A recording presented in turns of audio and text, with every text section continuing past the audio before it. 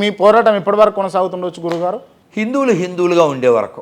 హిందువులు అందరూ హిందువులు కానా, లేకపోతే ఇతర మతాలలో ఉన్న వాళ్ళు హిందువులు? నేను దాన్ని కూడా చెప్పాను చాలు సార్.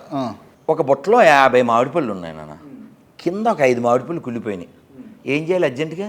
అన్ని మంచిగా పక్కన పెట్టి చెడ్డ పడేసేయాలి. సేమ్ అవి బాగుపడితే మంచిదే. అవి కూడా నా పూర్వీకులు గొప్పోళ్ళని, ఈ గొర్రెలు మనం గొప్ప ధర్మానికి వారసులం అని గ్రహిస్తే మంచిదే.